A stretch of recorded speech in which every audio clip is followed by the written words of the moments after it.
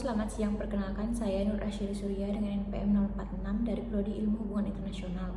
Di sini untuk memenuhi tugas ujian akhir semester mata kuliah Analisis Kebijakan Sektoral, saya dan teman-teman sekelompok saya sudah membuat polisi brief yang berjudul Parkir Liar dan Optimalisasi Sistem Parkir Digital di Kota Yogyakarta. Sebelumnya, saya ingin memperkenalkan anggota kelompok saya. Yang pertama ada Adrilia Syahputri NPM 01, Nur Asyada Surya NPM 046, Amara Khairunisa NPM 048, dan Vinka Syarif Hidayatullah NPM 049. Di sini, isu kebijakan yang kami angkat adalah kemacetan panjang yang sering kali terjadi di kawasan wisata seperti Malioboro, Stasiun Tugu, serta Pasar Kembang. Penyebabnya adalah tukang parkir liar yang seringkali memarkirkan kendaraan di bahu jalan, menyebabkan kemacetan panjang serta berkurangnya kapasitas jalanan.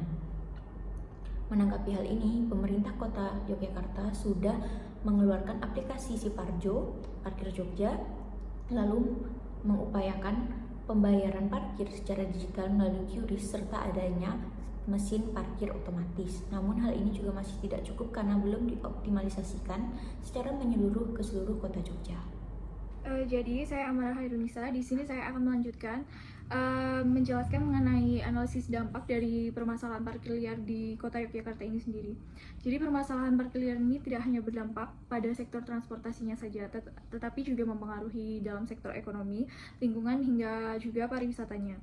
Yang pertama, dari sisi transportasi, parkir liar ini menyebabkan kemacetan karena banyak sekali kendaraan yang diparkir di badan-badan jalan. Akibatnya kapasitas jalan ini menjadi kurang dan juga arus lalu lintas ini menjadi tidak lancar dan semakin padat. Selain itu, para masyarakatnya sendiri ini masih juga lebih memilih menggunakan transportasi pribadi mereka dibandingkan dengan menggunakan transportasi umum. Hal ini juga membuat jumlah kendaraan ini di jalan semakin terus meningkat. Lalu yang kedua, dari sisi ekonominya, jadi praktik parkir liar ini itu menyebabkan kebocoran retribusi parkir sehingga pendapatan asli daerah atau PAD-nya ini tidak dapat dimaksimalkan. Hal ini terjadi karena banyak adanya tarif parkir ilegal dan juga pengawasan yang belum memberikan efek jerah terhadap para pelanggarnya ini. Lalu yang ketiga, dari sisi lingkungan ini sendiri, keadaan dalam meningkatnya kemacetan ini dapat membuat kendaraan tuh lebih lama berada di jalan. Jadi sehingga emisi gas buang ini juga terus ikut meningkat. Lalu dampaknya adalah kualitas udara ini menurun sehingga ruang publik ini menjadi kurang nyaman bagi masyarakat juga.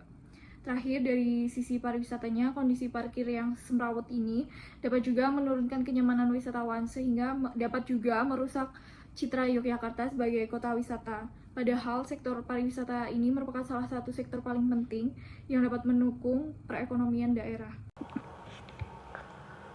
Di sini saya akan melanjutkan presentasi tentang hasil analisis.